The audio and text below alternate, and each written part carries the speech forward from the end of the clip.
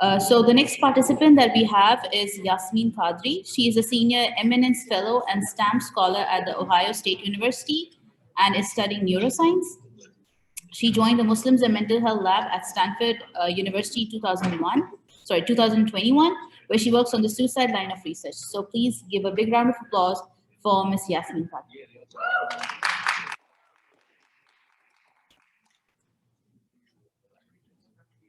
Assalamu alaikum, everyone. Can everyone hear me? Okay. Good. You might have to scroll back. Okay. There we go. All right. So today I'll be presenting an interdisciplinary scoping review of Islam-inspired suicide resilience. This work wouldn't have been possible without my amazing team, such as Dr. Rania, Dr. Khalid, Awaad, people in the audience, and the other 12 members of our team. We have no conflicts or disclosures to report. And this is our lab. Feel free to check out our website to learn a little bit more about who we are and what we do. So inshallah, I'll jump right in. Just to introduce, I'm going to be talking about suicide prevention strategies, religion and resiliency, and Islam as a protective factor. Suicide is a leading cause of death in the United States. It's the 12th leading cause of death in the United States. And in 2020, 12.2 million Americans seriously considered suicide. 3.2 million Americans thought and planned out an attempt, and 1.2 million Americans died by suicide. So this clearly has devastating impacts on families, patients, and communities.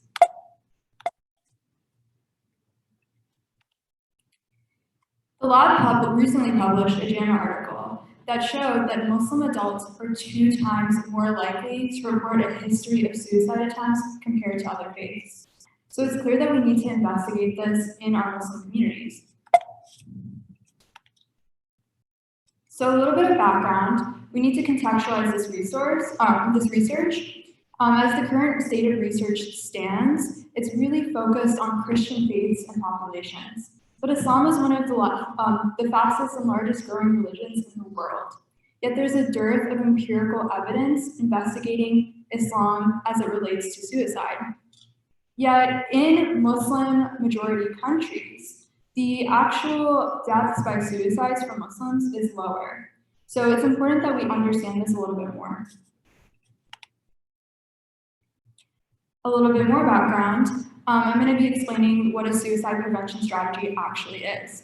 So the goal of a suicide prevention strategy is to reduce risk factors and promote protective factors. And empirical evidence suggests that suicide, as it relates to religious beliefs and behaviors are actually protective. So understanding this a little bit more is very, very important.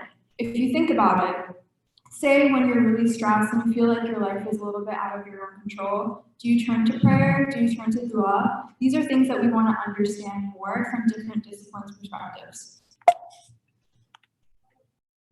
So I'm going to talk about our methods. We decided to do a scoping review because we explored so many different disciplines. And as such, the literature is very heterogeneous. And so we wanted to make sure that we could explore it all while maintaining a consistent methodology. But what is a scoping review? So a scoping review is very topic-based and it allows you to explore a diverse range of literature. And it typically addresses one of 3 goals. Describing the volume and nature of existing literature, determining the feasibility of a systematic literature review in the future, or identifying gaps in the current literature and research. So as you'll see when I talk a little bit more about this, we really focused on goals 1 and 3, and we outlined future steps for future studies. So what were our methods? We looked at academic peer-reviewed literature from sources like PubMed, Cochrane, PsycInfo, that are well vetted, and we specifically searched for disciplines with field-specific formulations of suicide as a contextualized event. We then examined the role of religion in suicide risk and resiliency, and examined literature that had the highest density of Islamic literature mentioning Muslims or Islam, or Islamic proxies like prayer.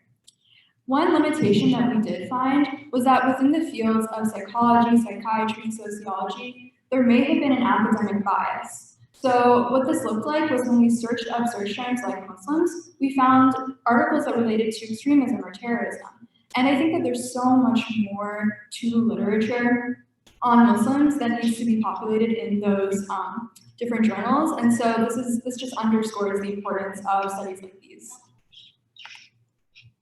How did we organize a review so diverse as ours?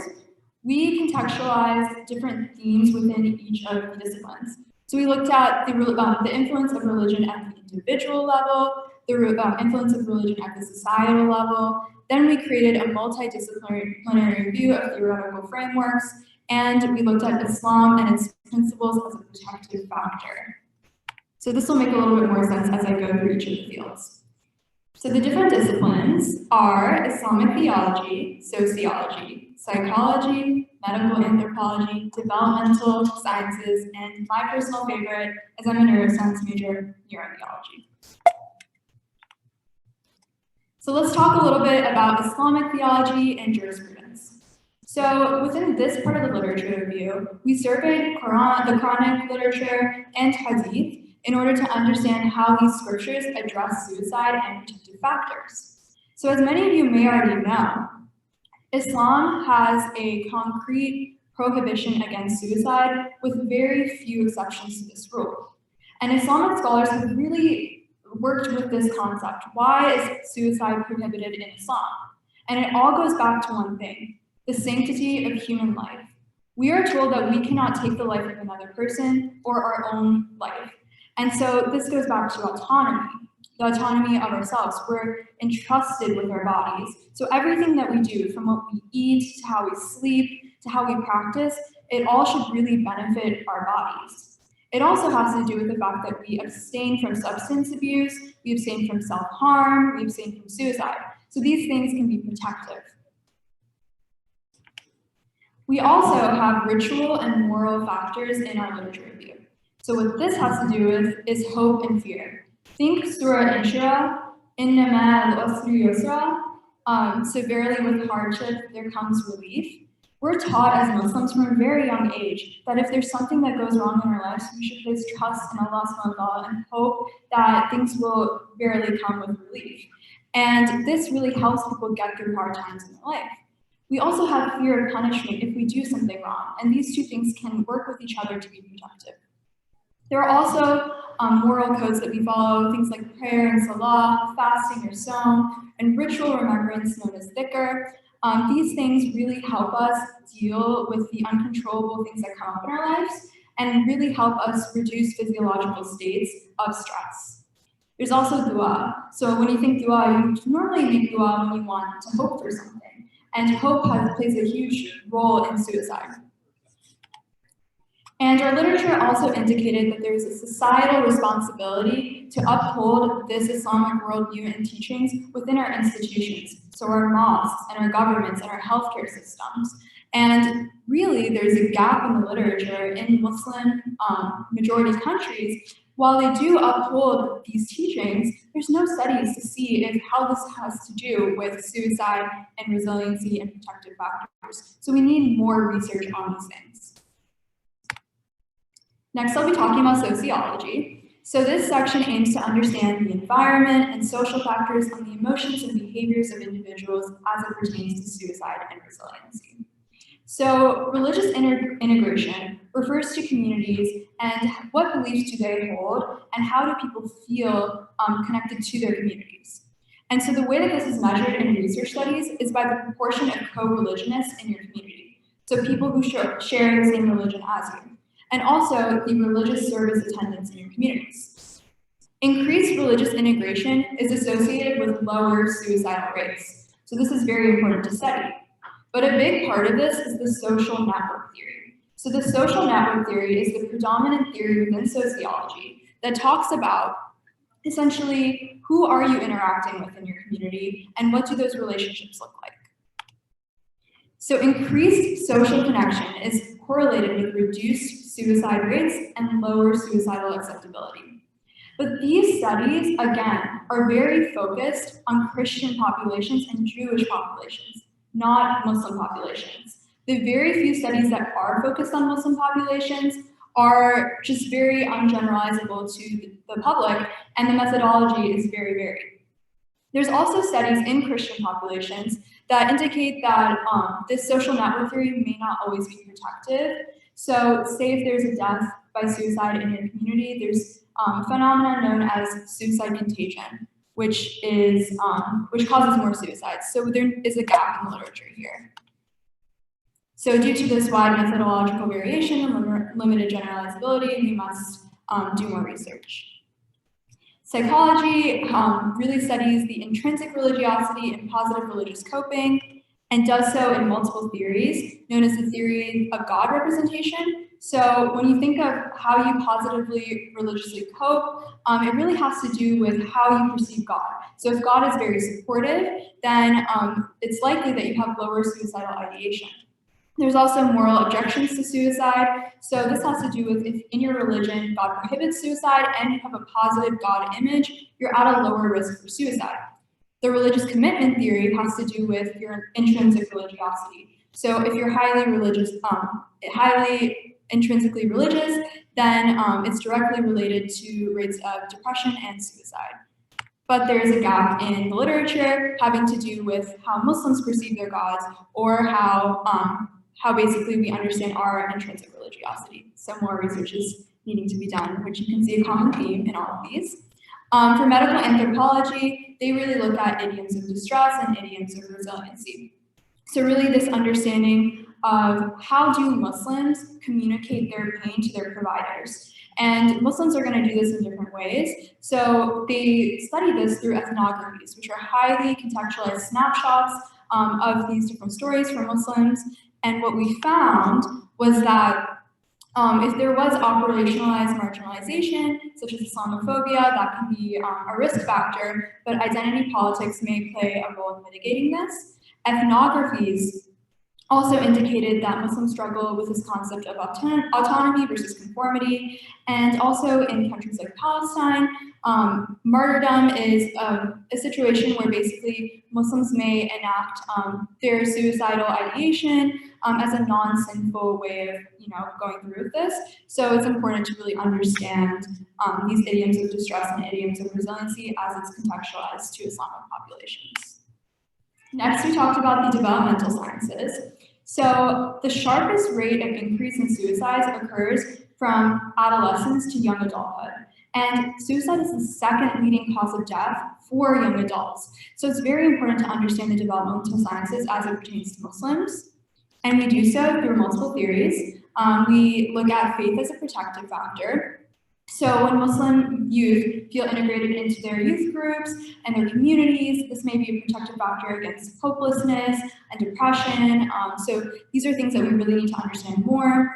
We look at the compensatory model, which looks at adverse childhood events. So think bullying or things like that. And so God attachment really helps with these adverse childhood events. And then we also looked at the role of prayer. So finally, neurotheology, this is my specialty, and we really looked at intrinsic religiosity. So again, it's that degree to which Muslims really, or people really internalize their religion, so how that kind of confers onto their behaviors. And this is associated with higher levels of brain-derived neurotrophic factor. So that has to do with synaptic plasticity. And essentially, if you do pray and you really internalize this prayer, you have higher levels of BDNF.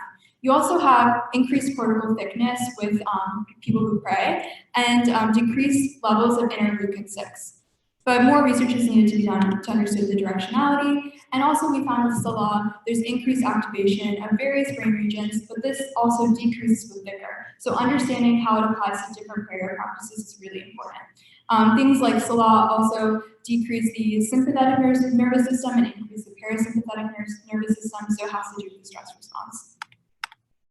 So overall, the discussion and conclusion section basically synthesizes all of these different studies, and it looks at the fact that Islam prohibits suicide and offers avenues for prevention of suicide at the individual and community levels via commitment to beliefs and participation within the religious community. The subjective experiences and socio-cultural political contexts, as seen in medical anthropology, influence religious perceptions that affect suicidal thoughts and behaviors. behaviors, and the lack of research in Muslim populations is a barrier to understanding how Islam confers resiliency to suicide risk. So we need to build a framework based on all these different theories and really understand this in these different populations so that we can better assess how to protect Muslims from suicide and how Muslims are already protecting themselves from suicide in their prayer practices and dua, and the things they do every day. So I hope you enjoyed this presentation, and Khalid thanks you for listening.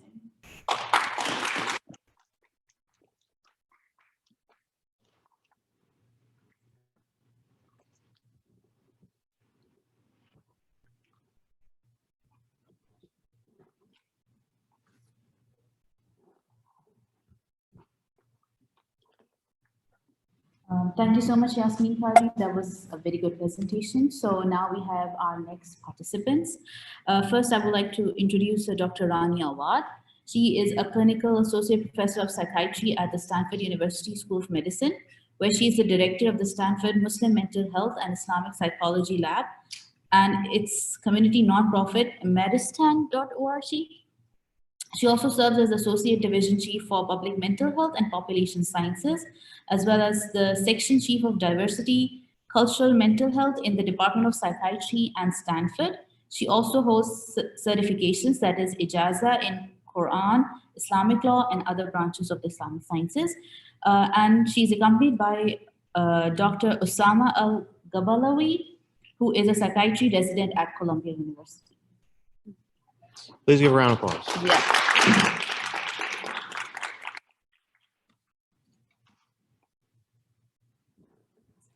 Make sure that we can see that.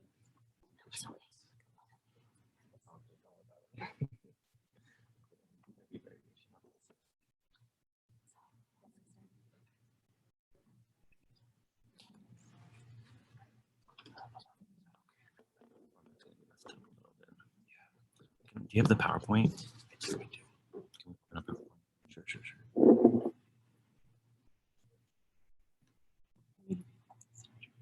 You can start. I'll just have an idea. We'll go ahead and get started. Assalamu alaikum wa rahmatullahi wa barakatuh. Hope everyone's doing well. I know you just had lunch. This is a heavy topic, mashallah. So we're going to try our best, inshallah, to present to you some of the work you've heard already, some of the work we've been doing on the topic of suicide in the Muslim community. I'd like to begin, inshallah, to say that to issue a trigger warning that we are going to be actually talking about suicide. It will be heavy. If you feel that you need to take a step out and pause, please do so. Take care of yourself. And when you're ready, feel free to join us again, inshallah. We have a topic today, inshallah, that's certainly caused a bit of interest and curiosity, maybe a little bit of uproar as well. And this is why many members of our team are actually here today, those who published this particular paper we're going to present.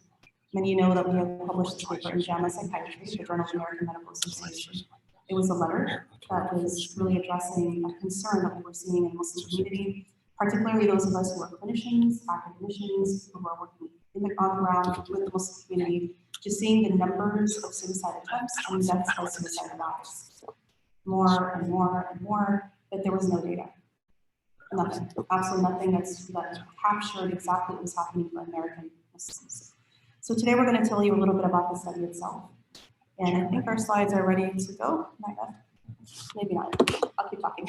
I'll sort it out.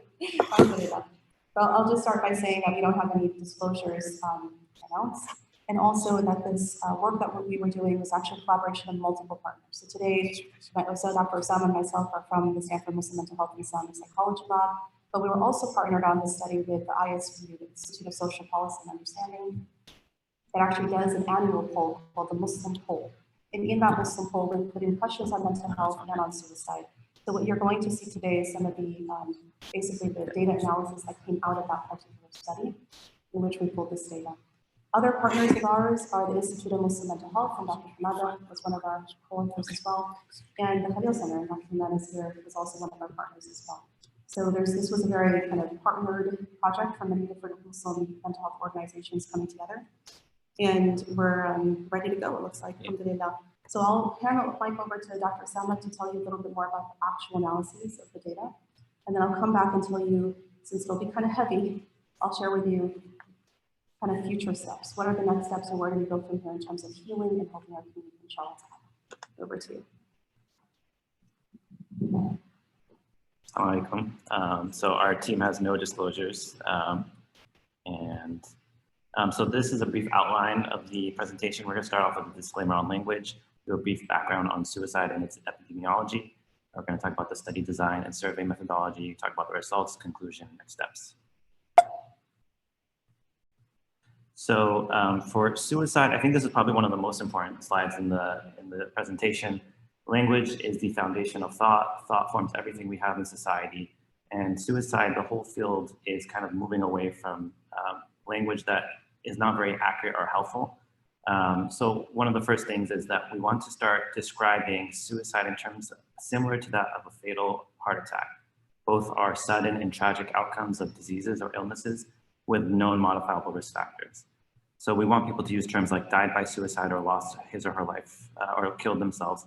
These terms are factual, clear, precise, and do not sensationalize or imply judgment. Do not use terms like commit suicide. The term committed conveys judgmental connotations and does not always accurately describe the act. The majority of people, suicide is a result of mental health illness. And for often people, when they describe suicide, say choice was not a component. They often felt overwhelmingly compelled to kill themselves. We want people to describe terms using attempt, fatal, or non-fatal. These terms are, again, factual, can have a medical connotation, which can reduce stigma. Do not use terms like completed suicide or failed suicide attempt, which is often common to hear. But these are, terms have value imbued in them, which can send the wrong message about the act of suicide. And then always emphasize help and hope. Here's just 3 verses from the Quran. But there is always more to do in terms of emphasizing hope. So suicide and epidemiology, Yasmeen went through this quickly. I just want to mention that when we're thinking about suicide, that there's about a 4% prevalence in the US of people having serious thoughts. 1 in 27 people in the US have serious thoughts. Of those people, a quarter make plans and 1 in 12 make an attempt. And so modern theories of suicide and clinical evaluation of suicidality usually revolves around this framework of ideation to action. And so this graph kind of gives us an attempt. So when we're evaluating ideation in the clinic, we're thinking about, passive or active. The wish to die or not live anymore is more passive versus active. Thoughts of killing oneself. When we think about frequency of these thoughts, duration, intensity, controllability. And then when we're thinking about plan and intent, these are kind of how we go from ideation to action. So plan, intent has to do with the strength of the intent to attempt. Ability to control impulses. Sometimes people can have thoughts and impulsively make the decision and not make a plan. The closest person has ever come to acting on these thoughts, these are things we ask. And then plan, the more specific a plan, the higher risk of suicide attempt. So method, time, place, lethality of method, likelihood of rescue. So these are things we consider. Yasmeen talked about this, but suicide is the top leading cause of death in the United States. And then for ages, 10 to 34, it is the second leading cause after accidents. This slide is interesting because it shows age-adjusted rates in suicide, and it shows over the past 2 decades, it's steadily been increasing from 4 to 6, so almost a 50% increase over the past 2 decades. It also shows a discrepancy between men and women, in that men almost have a 50% higher rate of death by suicide and compared to women.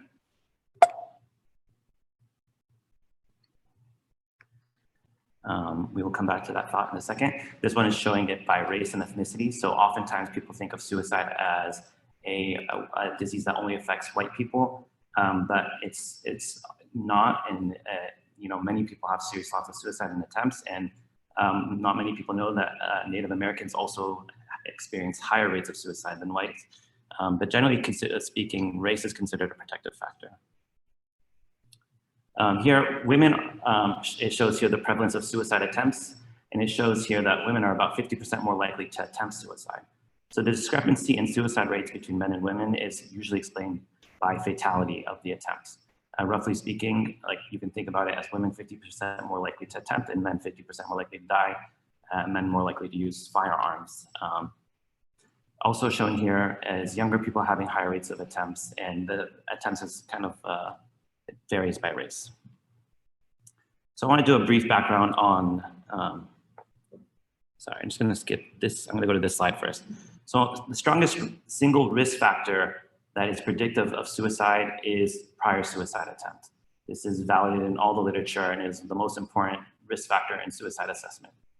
On the left side here is just like some of my notes from my own medical school notes: psychiatric disorders, hopelessness, unemployment, physical illness, family history, family discord, access to firearms, etc. And those are all risk factors. When Joiner's interpersonal theory is one of the predominant theories on suicidality from a psychological perspective. The two main risk factors in that theory is thwarted sense of belonging and perceived sense of burdensomeness. Protective factors that are commonly taught: social support, family connectedness, parenthood, even having a pet, religion, and belonging community are all protective factors. So I want to go briefly over some of the background on religiosity and suicide. Religiosity is associated with reduced risk of suicide, although evidence is sometimes inconsistent depending on how they define religiosity. Suicide rates in religious countries are lower than those in secular countries. Maybe some, underreporting, but generally speaking, that is true. Suicide rates are lower in Muslim majority countries, but suicides there are underreported. While limited, research has consistently found lower rates of suicide associated with Islam, and suicidal ideation across secular and religious are similar, but attempts are significantly lower in religious people. So I want to talk on the theory on why that is. These are just two analyses, but people talk about the strong condemnation of religion against suicide, promoting life-affirming values. Yasmeen touched upon some of this: opportunity to develop a support network and community, prohibition of substance abuse, which is established a relationship to suicide, and then positive influence on self-esteem, especially sometimes that suicide involves ambivalence between will to live and desire to die, promoting social support, personal empowerment, healthy lifestyle, etc.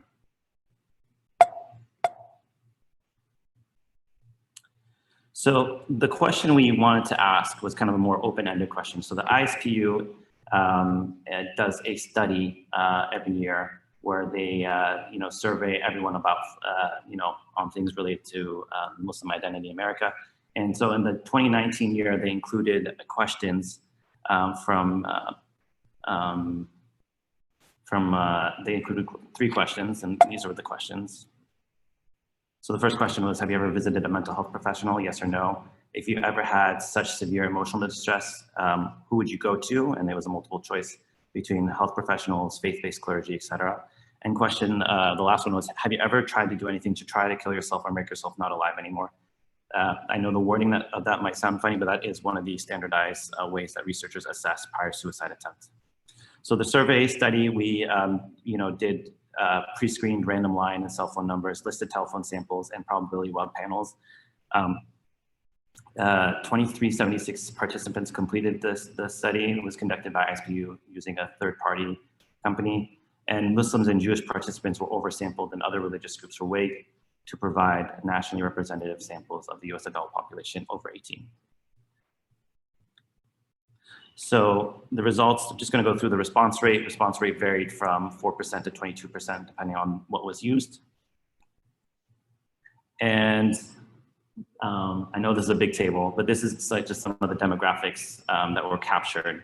So I talked about 2376 participants, of which 809 were Muslim, and 1226 were men, or 52% were men. And the ages varied, incomes varied. Of note, it's worth noting that Muslim sample had significantly more foreign-born participants and were far more diverse than the other religious groups. Muslims were a little bit younger as well. Income was a little bit lower. Education was somewhat less educated and somewhat identified as more religious. So this is probably one of the first graphs we made when we were looking at our data. And it shows here that atheist agnostics had the highest % reported rate of suicide, and Muslims were a close second. and Jewish were the lowest.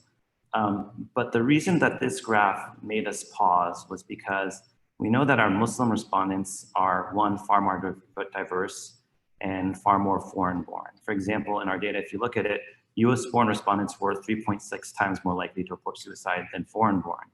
And that is, related to the healthy migrant effect, that you have to have a certain psychological reserve when making the migration, and immigrants tend to have lower rates of suicide.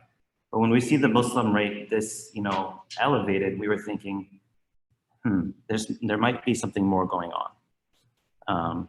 This is an aside. We also wanted to show you a graph on the the respondents who said they ever visited a mental health professional, and I hope this does not come as any surprise, but Muslim respondents were the lowest, and it was significant.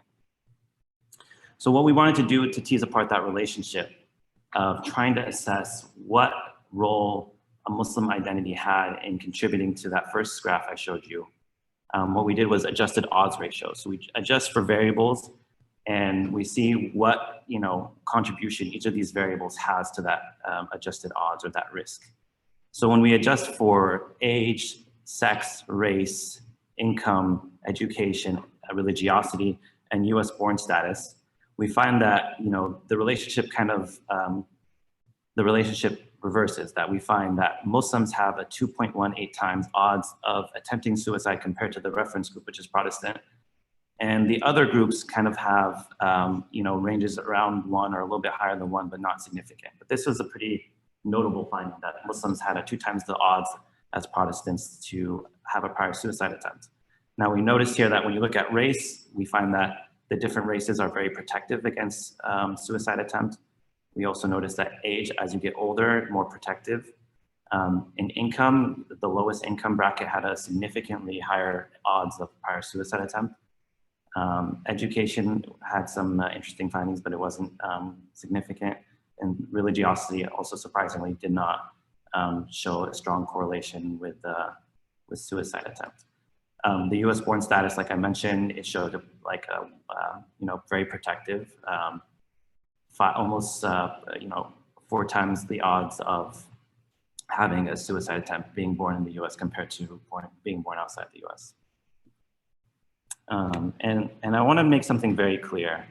Our data does not say Islam is a risk factor for suicide when you're looking at this. The evidence today is that Islam, by far and large, and belonging to a vibrant Muslim community, is very protective. What our study is suggesting here is that having a Muslim identity in this moment in history, in the society at this time, with our sense of belonging constantly under threat, it increases the risk for suicide. So it's that Muslim identity more so than Islam itself that we are, seeing kind of contribute to this effect. So, there's obviously a lot to discuss and, a lot more to be studied, but the proportion of US Muslim respondents who reported suicide attempts was larger than the proportion reported from the Muslim majority communities.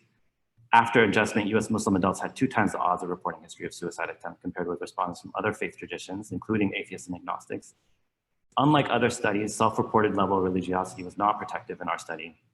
And limitations of this study obviously include a difference in sampling methods between Muslim respondents and other religious groups that could account for the reported differences, although they did a pretty sophisticated weighting procedure to account for that. Additionally, only because the survey was very long, only 1 question from the Columbia Suicide Severity Rating Scale was included, and that was the question of question 39 discussed earlier. And further studies are obviously needed to address social, cultural, and spiritual factors in suicide and mental health among US Muslim individuals. With that, I will turn it to Dr. Rania.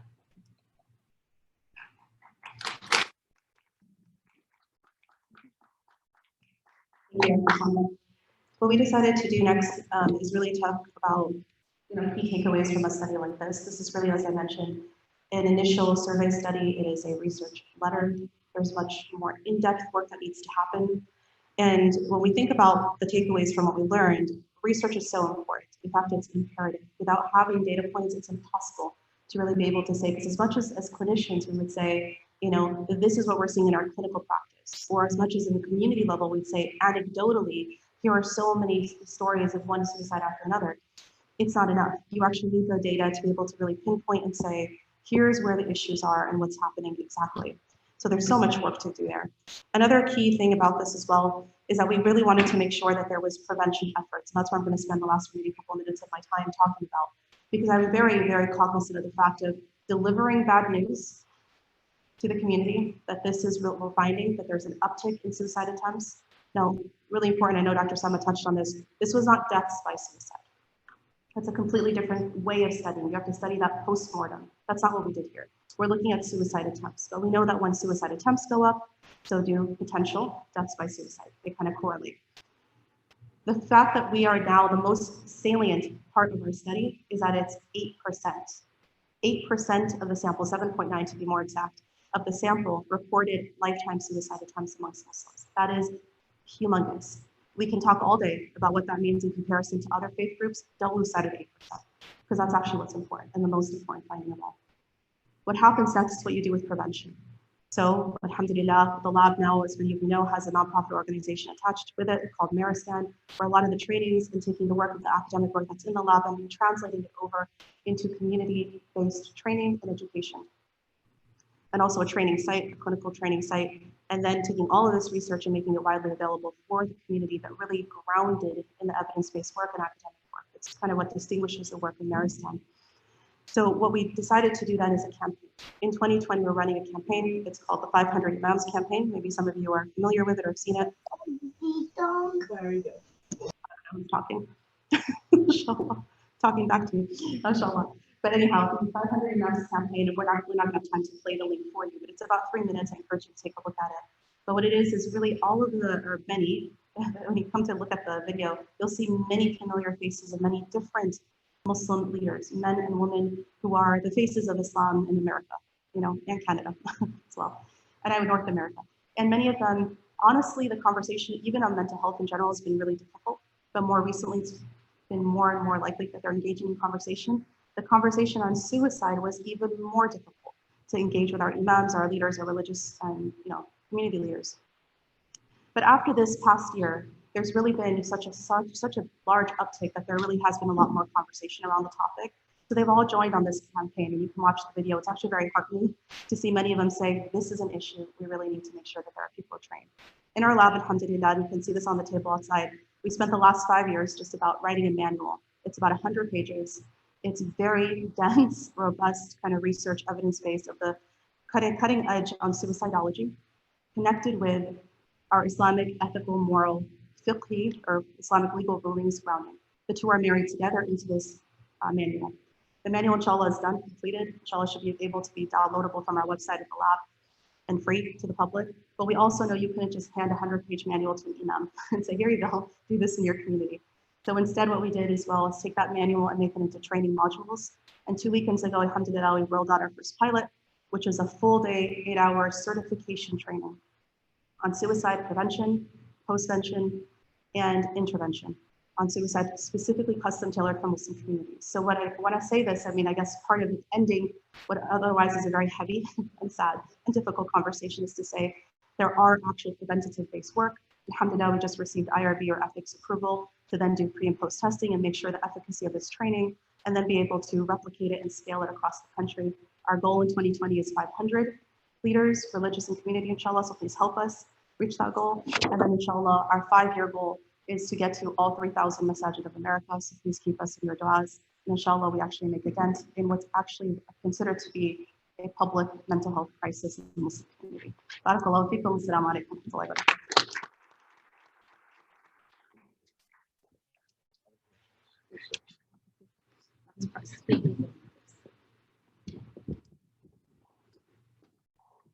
Thank you so much for the wonderful presentation and the wonderful initiative. So now we have other participants with us. We have Ms. Yasmeen Irfani and Dr. Rukhsana Chaudhry. Yasmeen Irfani is an instructor for adult and youth mental health first aid with American Muslim Health Professionals. She's also the youth program director at National Alliance on Mental Illness, San Fernando Valley. Please give a big round of applause to Ms. Yasmeen Irfani and Dr. Rukhsana Chaudhry.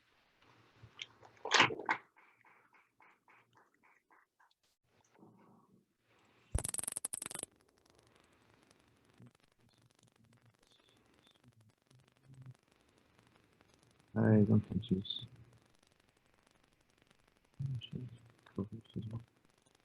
Dr. Rukhsana, we cannot hear you.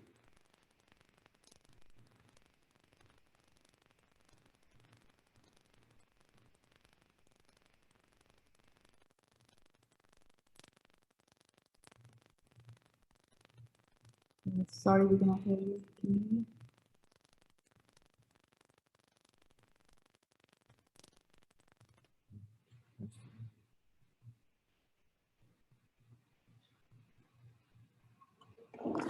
Dr. Chang, can you adjust your audio to see if you're not on mute? Second.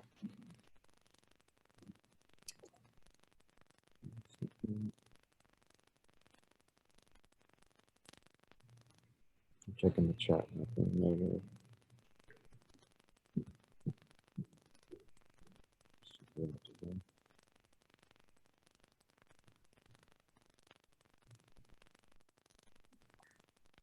Dr. Rukhsana, maybe you can disconnect the audio and reconnect. Can you hear me? Yes, I can hear you, Yasmin. Do you want to screen share? Sure, except I don't know how we're going to hear Dr. Rukhsana, I just want to make sure. Yeah, I know. Before I screen share. Gotta love tech issues.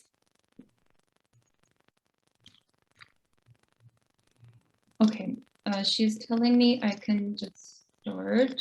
So I can probably do my slides first, and while we figure that out, does that sound good? Sounds good. She's also a co-host too. If she wants to screen share as well, she can. Okay. Okay, so I will start backwards. Assalamu alaikum, everyone. Thank you so much for being here. So Dr. Rukhsana and I are here on behalf of American Muslim health professionals. So I am an instructor in youth and adult mental health first aid and QPR suicide prevention. So I just have a few reminders for us. So we've learned a lot about from the experts in the room about the importance of suicide prevention. So I want to talk about what can we do to help prevent suicide. So one of the pieces is really focusing on early interventions and getting people the help that they need early on when we see the warning signs, rather than waiting until there's already been a crisis in our own community to request these trainings. Also focusing on empathy and listening. So really having a heart-to-heart with people rather than a brain-to-brain. Oftentimes in the community, we see people jumping in and giving advice and different suggestions, but what people mostly need is to be heard and seen as whole and complete. And then thirdly, education. We need so much of this because when we know better, we can do better. And we do have the resources available these days, so it's our responsibility to spread the awareness to those who may not. So the parents in our community, everyone who's not in this field, because what we know is that anyone can help prevent suicide. It's not just up to the professionals. And I like to share this quote from our QPR training, which is by Parker Palmer, and it says, "The human soul doesn't want to be advised or fixed or saved. It simply wants to be witnessed exactly as it is." So this is something that we need to teach all Muslims in our community, because sometimes we get so stuck in our head about what is the perfect thing to say and do, but oftentimes it's just being able to have the courage to hold space for someone when they are feeling vulnerable. And hopefully getting them help early on so that they never have to be in a crisis situation. So we offer QPR, which is just like CPR. It's a 3-step process, which really helps anyone, regardless of the field that they're in, feel more comfortable in having these important conversations. So you ask the question directly, are you thinking about suicide? You persuade the person to get help or continue living on, and then you refer them to the appropriate professional resource. So the feedback we have received has been so positive, where just within 1.5 hours of training, people leave feeling more empowered and comfortable. So with suicide being a public health emergency, I think it should be mandatory for everyone in each masjid to invest 1.5 hours in QPR. We also have mental health first aid through the National Council for Wellbeing. And this is also an evidence-based program. And AMHP, we have trained over 1,200 Muslims in the past couple of years. And we teach a 5-step action plan for anyone over age 18. So some examples of that action plan include listening non-judgmentally and giving reassurance and information. So we go much more in depth in this. It's a 6-hour training through Zoom or in person with 2 hours of a pre-work webinar. And 2 million people have been trained in this in the US, and we are trying to get more Muslims trained. And there's 2 versions. There's an adult curriculum for adults who want to support adults, and there's a youth curriculum, which is for adults who want to learn how to support youth or adolescents. So both of these trainings provide certificates. Sometimes people are motivated by that, and so I just wanted to share that with you.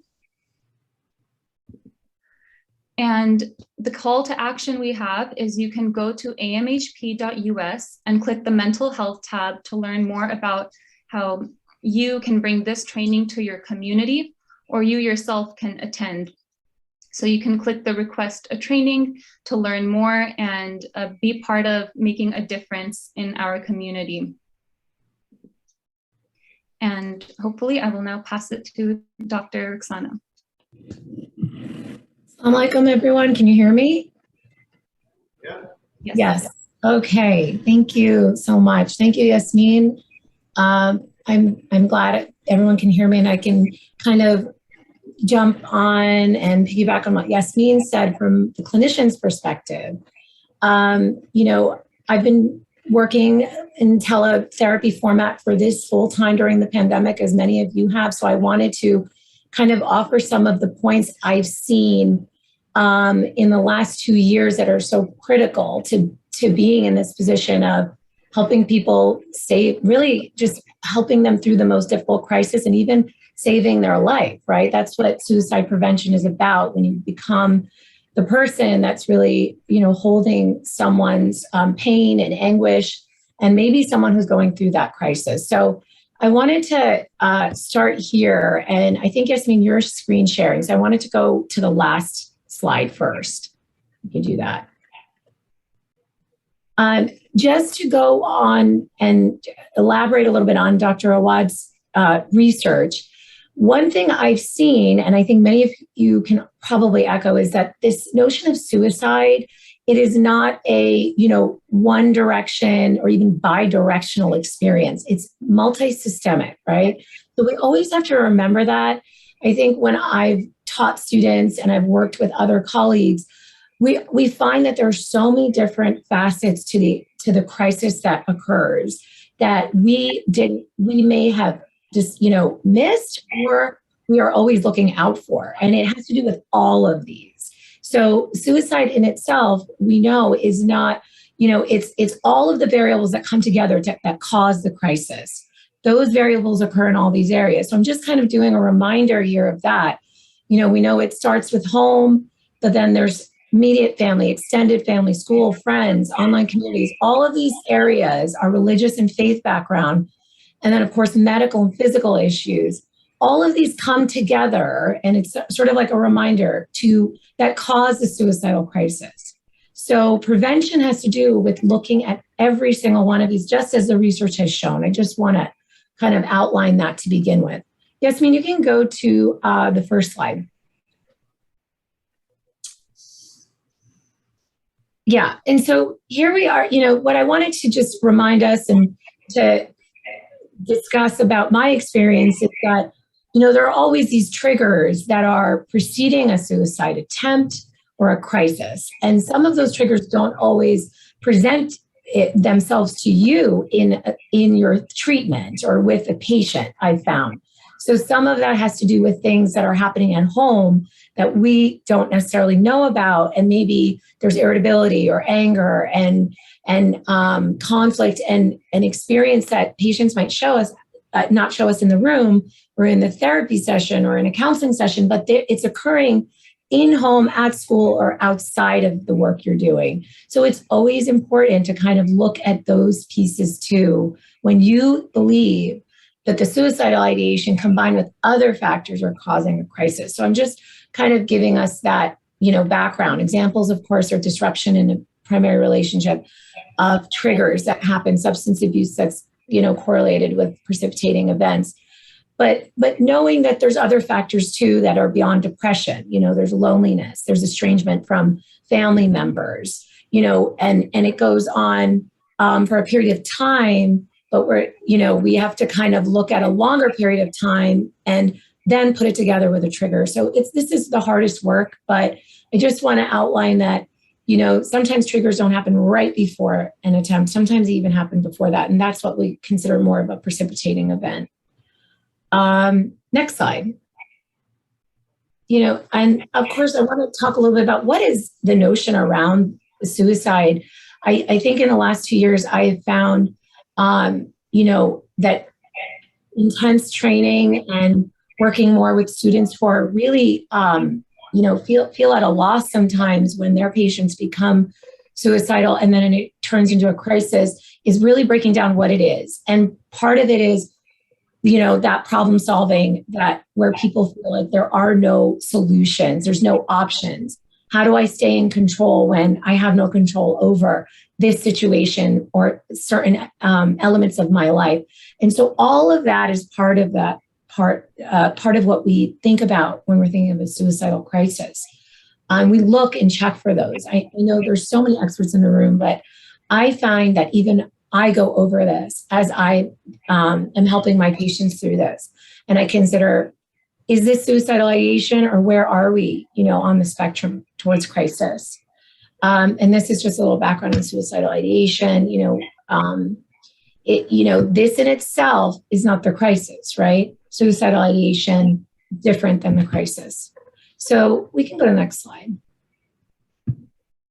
So I'm going to give my takeaway here, and I think I've begun to have these discussions more with students who are psychologists in training even, that there is always a difficulty of really talking about that suicidal ideation, fearing, still even as somebody that is really an expert or at a higher level or any level really, where you feel like the suicidal ideation can increase some aspect of and move towards crisis. But we know, and just, looking at clinical interventions and research here, that ultimately talking and normalizing this is a very critical factor of reducing and preventing a crisis from becoming full-blown and moving into a further stage. So, we're always able to keep that stance, I think, as therapists, but sometimes when it comes to suicide, we might, back away. And I think we can always keep that in mind. This is an open, honest place for us to go forward into talking about your suicidal thoughts and normalizing that. And I think sometimes I found patients are often using their own language to talk about it, and I try to reflect that. I know that I found that really helpful when people talk about thoughts of dying, thoughts of, having no solutions left, and then asking, in that direct way. So this is kind of our own way as therapists to utilize our alliance. But in the darkest of times, it's important to feel as though you can be that direct outlet. And, patients feel like, where else can I take this? And it's really to you, right? A lot of times. And I just want to emphasize how I have found that to be incredibly useful, that normalization experience. So that's kind of my perspective when it comes to the immediate prevention of, and when it comes to crisis and triggers. And Yasmeen outlined the training that's so critical in our community. I know we've worked together to make sure that keeps moving forward. And I hope this is helpful to clinicians out there. Thank you so much.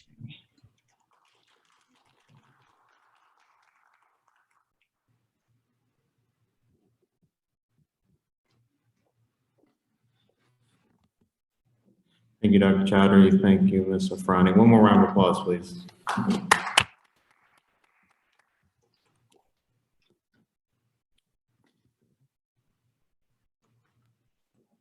Thank you so much. So now we have another presenter with us.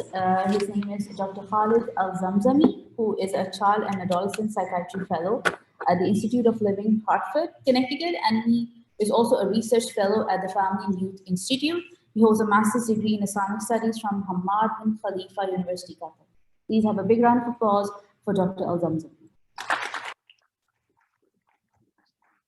Yes,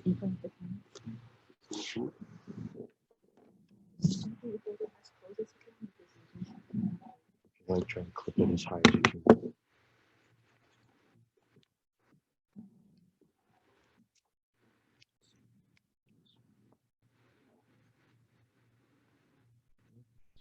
The voice clear? Bismillah.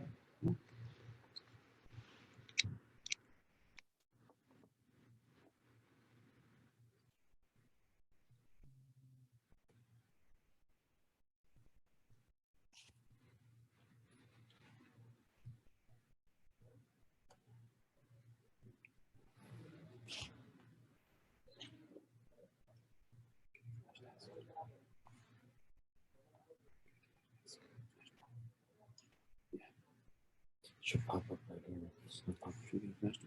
If you have one in the back. Or see it back. Yeah, please, it's fine. I'll just say we're technical.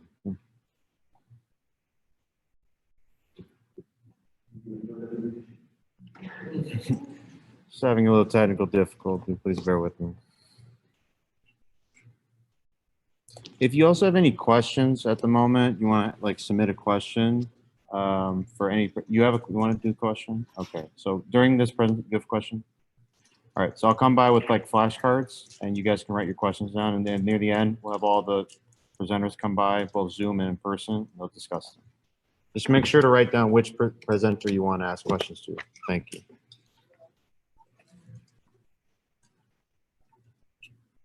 Okay, this one's working. Okay, okay.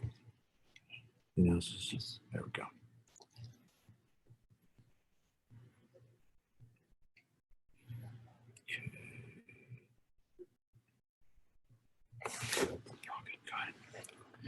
I'm just gonna screen share. You can introduce yourself. Don't worry. Let me start the slideshow first. Yep. Go ahead. Give it a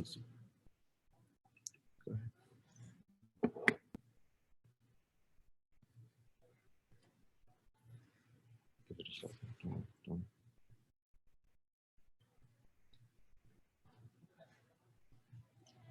I would say we might have to do it like this, only because for some reason we have this 3 times. Zoom cannot show this on the Zoom. Yeah, you can do this.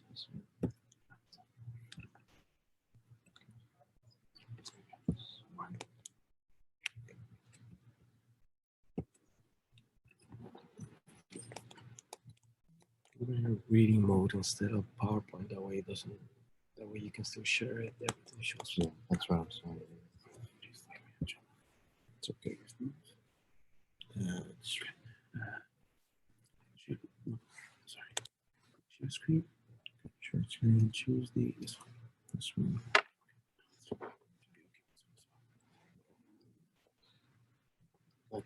Bismillah ar-Rahman ar-Rahim. Alhamdulillah. Wassalatu wassalamu ala Rasulillah. Thank you so much for joining. The topic is an analysis of Islamic fatwas of suicide. Starting by this image here.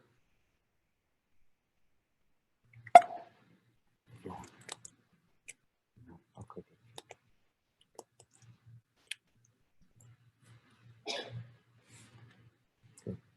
Okay. Does this look familiar to anyone? Arab Spring, the wave of revolutions that hit almost every country. What does that have to do with suicide? Tunis, Tunisia, Tunisia, the first country that experienced a revolution back in 2010. The revolution was sparked by the death of Mohammed Bouazizi, He's a simple fruit seller in the street whose goods were confiscated by the local police. And as a sign of protest, he set himself on fire, and that's what the page in Wikipedia says. Set himself on fire on the 17th of December, became a catalyst of the Tunisian revolution and the wider Arab Spring against autocratic regimes. Now, his death, his tragic death, may Allah have mercy on Muhammad Wa'adibi. Sometimes when we say, may Allah have mercy on someone who died by suicide, many Muslims would pause for a second. And that's one reason why I'm presenting on this topic. His death provoked many warnings.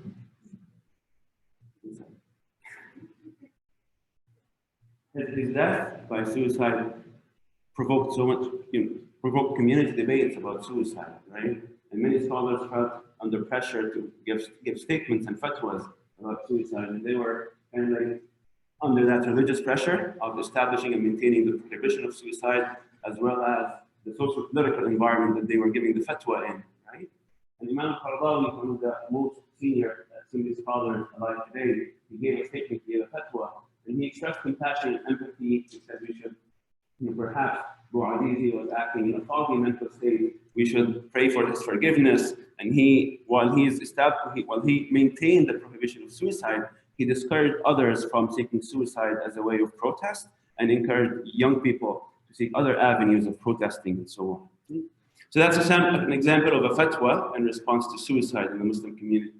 So the aim of my study is really just looking at suicide-related experiences in the Muslim community and how Muslim scholars respond to suicide.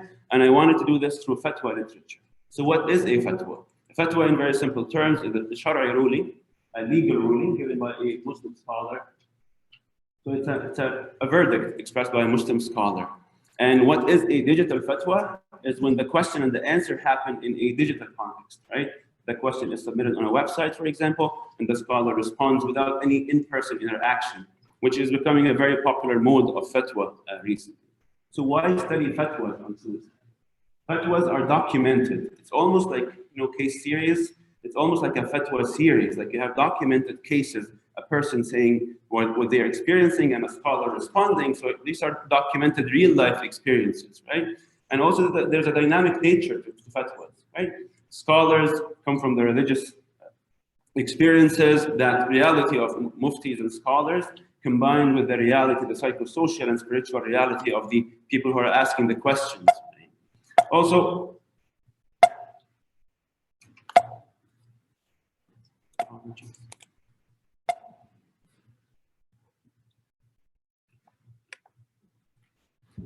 if you look at the body of fatwas, it generally can show us the social significance of a given matter in society. If you go on a fatwa website and you find 100 questions on a specific topic, you will understand that this is a topic of significance to the community, right? Also, fatwas can show us misconception in the community as well. So what I did, the methodology in this study, I almost found 130 fatwas on suicide. I did a manual search of fatwa databases in Arabic and English language. Most of the fatwa databases were based in the MENA region, the Middle East, North Africa, North America, Europe. And again, given my familiarity with the Sunni theology and jurisprudence, most of the fatwas I explored were from the Sunni perspective. There's one fatwa I found from a Shia perspective, and maybe if anyone is interested, you can just send a question and maybe you can comment on it. And one thing to note here is Islam Web. Almost 110 of the 130 fatwas were on Islam Web alone. And Islam Web is a huge website sponsored and supported by the Qatari government, the Qatari Ministry of Islamic Affairs. One of the largest Islamic content websites, has almost 250,000 fatwas and operates in 5 languages. Now,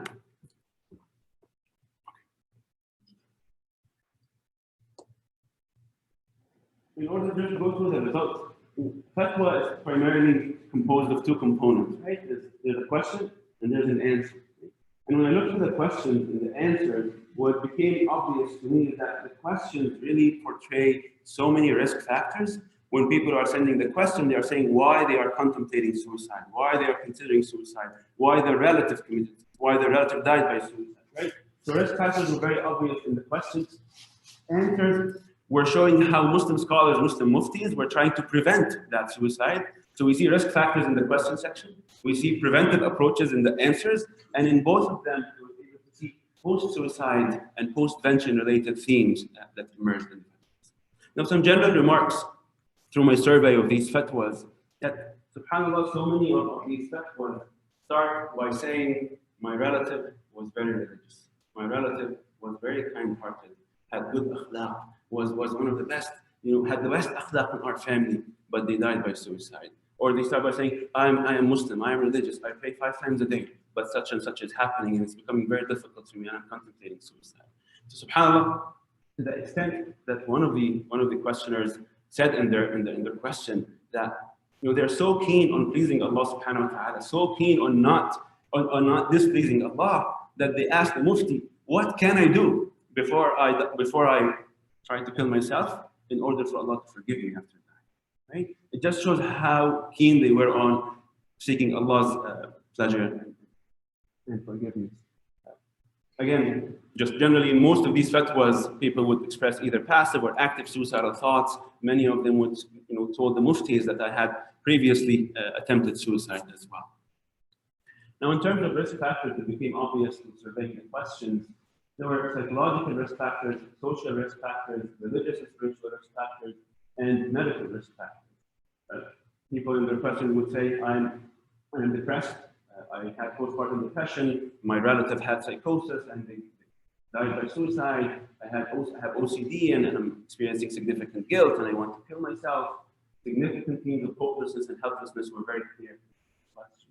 Social factors, social conflicts, domestic violence, academic failure, difficulties, economic challenges, unemployment, fear of blackmailing and exposure. And subhanAllah, recently in Egypt, a young girl, college student, died by suicide because of blackmailing.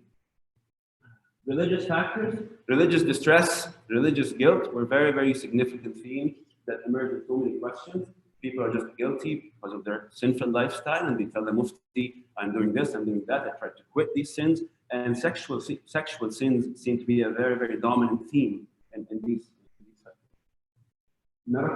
Chronic medical problems were also cited as a contributing factor to suicidality. Prevention. What did we see in the Mufti's answers in terms of preventive approaches? Now, all the Muftis, when they get a question on fatwa, all of them seem that they want to stop the person from killing themselves. They want to deter the person. They want to prevent that suicide. Okay? But the thing that when you read the answers, you would realize what are they emphasizing more, what are they emphasizing less, what they might be missing, for example. So the things that emerged were prohibition, spirituality, some psychosocial suggestions, and some suggestions to seek professional help. In terms of prohibition, as Yasmeen talked earlier, they emphasize the sinful nature of suicide. They remind people about the punishment of suicide. Many scholars use that theme, that suicide is not the end, that you are exchanging a temporary suffering with an eternal suffering and punishment. So this was a recurring theme. In terms of spirituality, most scholars try to encourage questioners to seek spiritual avenues to protect themselves from suicide. They use some spiritual reframing, talking about struggles and trials and tribulations, reminding people of Allah's names and attributes, reminding people of sabr, tawakkul, tawbah, mujahada, patience, reliance on Allah, repentance, and struggling with these thoughts, reminding people to do salah, dhikr, and dua. Some scholars in the context of an OCD question use some OCD cognitive reframing approaches. Some of them recommended ruqya, and some muftis directly or indirectly hinted to supernatural causes of struggles and difficulties, like jinn, possession, hasad, and sex, and so on.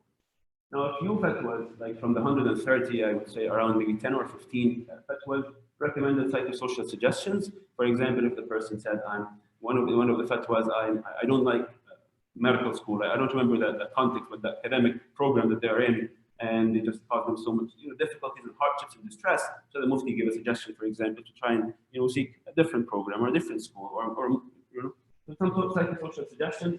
Professional help was recommended, but very, very minimally. And Islam Web, the website, has a fatwa section, and has a consults section. So many of the muftis on Islam Web would tell the person, please consult our consult section for more advice on suicide prevention, for example, rather than, for example, saying, please, talk to a mental health professional or seek some help. In terms of post-suicide and post-prevention themes that emerged in my survey, suicide survivors, just to clarify the term here, suicide survivor is not someone who survived a suicide attempt, but rather someone who lost a loved one to suicide. Okay, that's the term in suicidology. This is the term being suicide survivor. So they ask so many questions about either relatives, friends, family members who died by suicide. So they ask about the fate, the moral status, the theological status of this. They ask about funeral rites. They ask about their responsibility and their guilt feelings. They express these guilt. We talk about the spiritual connection between them and the deceased. Can I, when someone dies, people think, oh, I want to read Quran for them, I want to do sadaqah on their behalf and so on. So they're asking, can we do sadaqah on their behalf? Can we read Quran on their behalf, right? Revealing the cause of suicide. Do we have to reveal the cause to the community or can we hide the cause? Offering condolences. It's very interesting. A fatwa came from Sudan and the person said that a person died by suicide and the entire village just refused to pray on the person. Not just the Imam, as in the Hanbali opinion, but the entire village refused to offer condolences. And another question, someone said that a friend of mine died by suicide and I reached out to his family to offer condolences and all my relatives and family, harshly, reprimanded me for offering condolences to someone who died by suicide. So just, again, the questions are showing us some of the misconceptions in society, right? Now, again, these questions from suicide survivors are extremely loaded with very, very heavy, profound emotions, right? To the extent that one questioner, after before they tell the mufti about the situation in which their relative died by suicide, they said, أرجو منكم تحري الدقة لأن مصابنا أليم. Please be careful when you are answering this question because this is such a tragic situation that we are in after our relative died by suicide, right? So it just again shows that the emotional load, difficulty and distress that suicide survivors go. In terms of what the muftis and the mashayikh in their responses, in response to these questions, some of the themes that emerged that they encourage people to stay spiritually connected, making dua and doing sadaqah on their behalf, to think positively. And that was very interesting for me to read. Is that even if you find some evidence that the person died by suicide, you don't have to assume that they died by suicide, right? So they are trying to encourage the questioners to even think positively, right? If there's an empty bottle, it doesn't mean that they ingested the pills, right? So they're just encouraging even thinking positively, even in the context of perhaps a suicide. They also encourage not revealing the cause to the community to protect the deceased and also to protect the community as well from copycat. When in terms of funeral rites, most of the muftis offered madhab-based opinions. For example, in the Hanbali opinion, they hold that the imam or the leader or the sultan or the may not participate in the janazah, but everyone else may participate. The majority opinion of the majority of the fuqaha and the scholars is that the imam as well can participate in the janazah. There's a minority opinion that the Hanbali opinion I said earlier, we said that the imam may not participate. The imam also encouraged tolerating that difference in opinion, right? Which is something that also we need to be aware of. Imams, when they were asked about the fate of the deceased, they emphasized that there's a consensus amongst Muslim scholars that any person who dies by suicide remains within the fold of Islam and all the rights of Muslims apply, except in the case of istihlal. In the case of istihlal is a term for someone who does something, denying and negating that thing is even haram or prohibited, right? That in that case, there's a question whether the person is still within the fold of Islam or not. Right? For example, someone's question, why is alcohol haram? No, it's not haram. You don't drink alcohol, right? This is called istihlal. Right? Now, discussions and reflections and some thoughts for us, take-home messages for all of us going through all of that. And this is across the spectrum. These are insights and reflections for clinicians in the room, for imams, for clinicians to take back to their communities and their discussions with imams, for students, some gaps in the literature and research that we can think of one thing that was really dominant here in all these 130 fatwas is the fact, the idea of suicidal yet religious, and religious but suicidal, right? That religious yet suicidal, meaning that being religious is not a complete immunity against suicide. And also suicidal yet religious or but religious, in that not every person who has suicidal thoughts act on them, and being religious is a very, very strong factor, protective factor, as we heard earlier. And in the questions, many of them are saying, I'm struggling with suicidal thoughts, but the only thing that's holding me back is knowing that it's haram.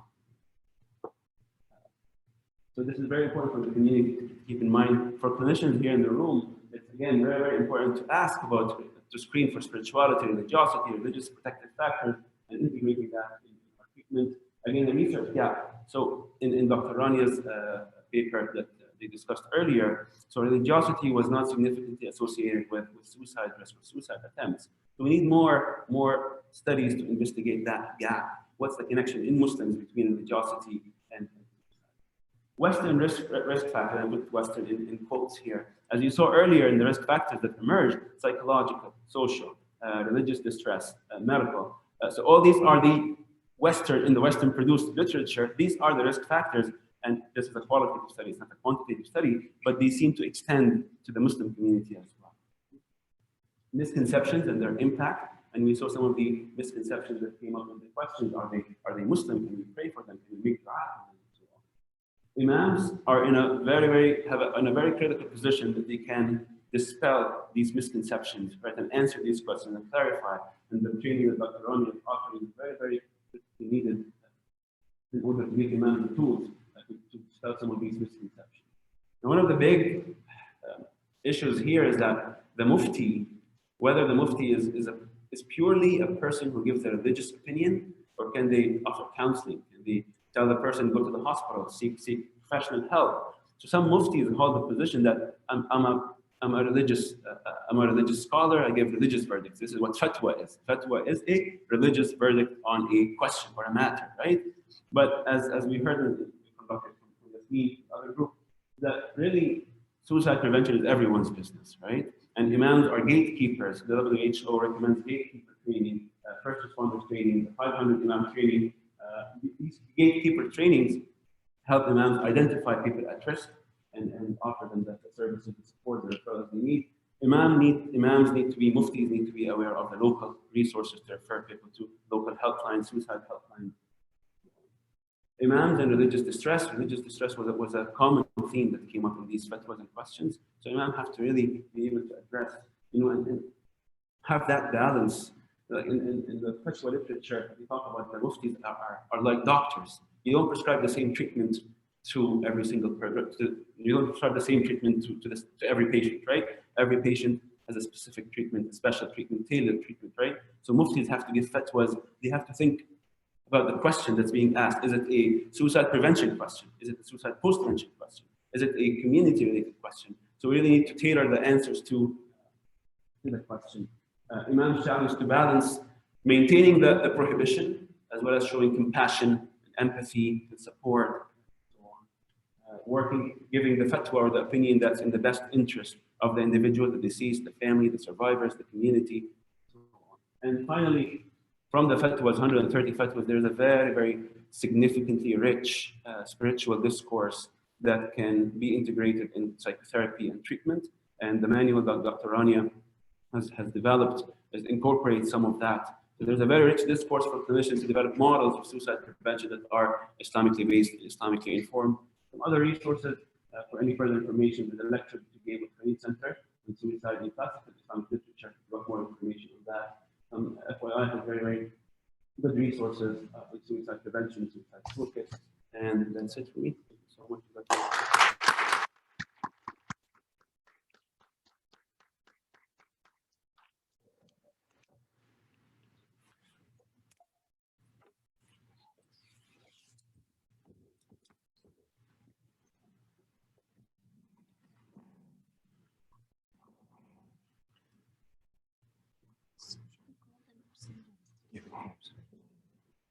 Can all the presenters please come on the stage?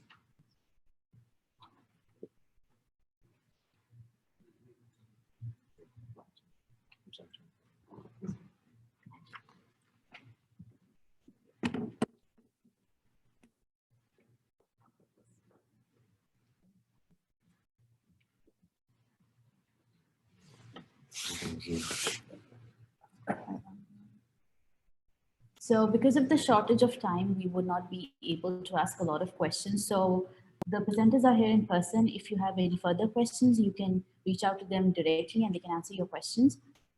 So there's one question that we've selected and we would be asking our panelists over here. The question is that, has there been any research on the martyrdom in Palestine? And if so, can you provide any resources where to find this research?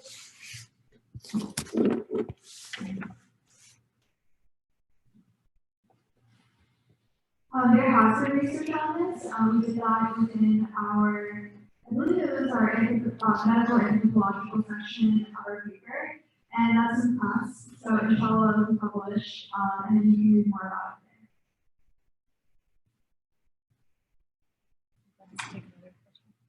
I have another one. I do have another question. There's one more question we just got. It's from chat. Anissa, she says, fellow speakers, any recommendations for communities in mental health deserts with limited access to local practitioners? It's often difficult to find affordable online options for patients. What should I do? This is for all speakers. Thank you for the question. Yes, absolutely. The mental health desert is a very real thing. And I think that's probably why digital form of our trainings are really important. There's actually, I would have to say, your question provided to the others, just on college, and receiving our questions. Thank you for all the, I can answer for me what you all brought up. There are questions on my specific community, or the US of our community, or not listening, or not really to educate, sometimes to higher ed, and discussion about, deserts, mental health deserts. There are a lot of resources. The good news from there was something like an academic hub that we have Awaad and Stanford, and then nonprofit organization and all trainings, is that some of them will be in person. And granted, in-person trainings are always the most effective, honestly. A lot of role play, a lot of discussion back and forth. Making sure people do not need the training so don't get certified unless they actually fully know how to do suicide intervention and post-vention type work.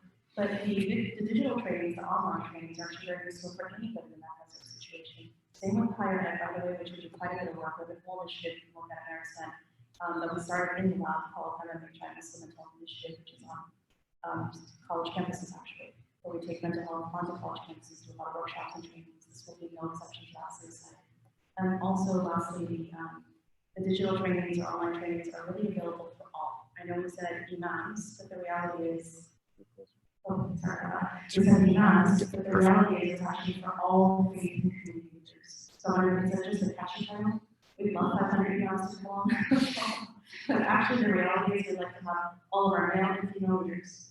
So the staff is absolutely important. But also all of our Sunday school teachers, Islamic school teachers, youth directors, MSA leaders, anybody who's on the front lines in the community actually see trained on suicide response. So if you find yourself in a mental health desert or on a higher ed campus, or you're, or the guys who are not kind of listening to you, sometimes when people come from faith backgrounds, they need to speak the language of the faith leaders to be able to pull them in. So we'll do that in inshallah.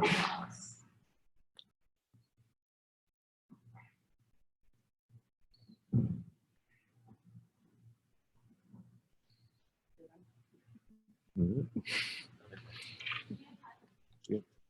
have time. Do you want to hear? Sure. So, one thing I'm very confused about is in all of the slides, religion was kind of, especially Islam, was presented more as a protective factor, resilience factor. But the numbers, when you look at Muslims compared to other faith groups, indicate that it's more of a risk factor. So, are you guys doing research on the discrepancy between why, if our faith and religion is supposed to act as a protective factor, that in the context of the US is outside discrimination, why is it so that there's this discrepancy? That's a really good question. Now, our study, the scope of it was in the United States, and it's not a finding that we found in other communities. Obviously, there's just been a dark research, really, but this discrepancy, as we understand, we're hypothesizing, obviously, we need follow studies to really investigate, is the recent climate killed well past 20 years and what it's been like to be able to live in this society. I think that is our gut feeling and hunch, but obviously we need more studies and more surveys to kind of validate that. So, you know, that problem obviously comes second to the very real problem of suicide actually happening and the fact that the lab is making an increasing number of requests. This happened in my community, don't know how to address it, should I even bring it up, you know, or if it's not anyone in the community knows that suicide has happened.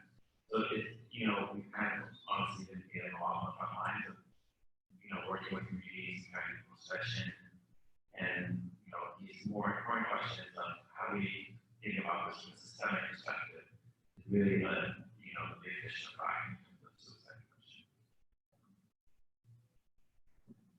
I'll just add to that really quick and say, the presentation where Yasmeen presented was really about your question here. So first and foremost, the publication of Yale study was done specifically just on American Muslims. We have not studied other populations. There's literature on other populations. That was on ours. We also did something else about death by suicide. We did not study death by suicide, which historically is very low for Muslim communities globally. But there's also no American Muslim study on death by suicide either. So who knows? What we studied was attempts, and attempts are definitely on the rise. And there's something going on there. We did not ask them the why. I know everybody wants to know why. That was not the point of that particular study. It's actually the point of our next study, the one with the temples in there. What that is looking at is actually basically showing many different disciplines, kind of interdisciplinary understanding of suicide. But we have all of these suicide experts that were convening. Actually, many of the people that you see in them, it's really cool. Many of the people in the citations were actually real life people that we convened with. So the top suicide experts of the world, we actually convened with both in the Muslim world and non-Muslim researchers on suicide as part of our training, as part of our grant actually. And then what happened after that is what Yasmeen was talking about. The first paper is going to come out explaining our interdisciplinary study. The second and third and fourth papers likely are actually going to be building the model for Islamic suicide resiliency and protection. What are the Islam-based character and moral traits that protect against suicide? Because I'm convinced that they are there. We just need to figure out exactly what it is and build that model, biopsychosocial spiritual model for Muslims. That's what the next study is, and I hope that will come up with a lot of good news, inshallah.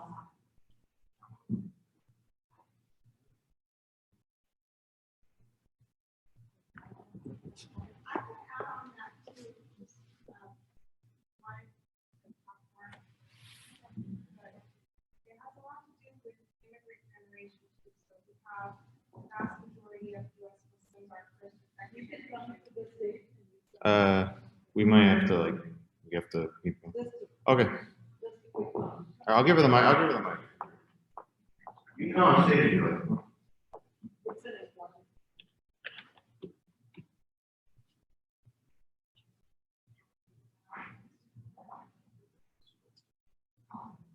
I'm sorry to take away from your break. My name is Amelia Norshiro, and I do suicide prevention research at Johns Hopkins University. I'm doing a PhD on this topic. And from what I found, there's existing data on other groups who are non-Muslim, but identify as Latinx and Asian. They have suicidality is greater in the second generation immigrants.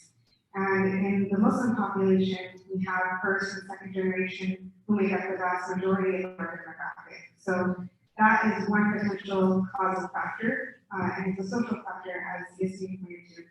Another thing that is important to understand is the data that is on suicide worldwide is not comprehensive data. For example, the country of Pakistan doesn't collect data on suicidality. So how are we going to be able to claim that this is low worldwide if we don't have countries participating in this data collection? And then, the definition of suicide and how that's scientifically operationalized, that's another question as well. And then politically too, systems of how suicide is reported in community settings and outside of community settings, and it's completely underreported. So it's a very nuanced conversation, inshallah. Thank you. Thank you.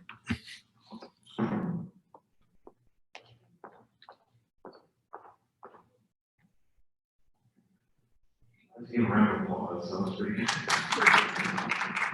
A round of applause for our panelists. That was awesome.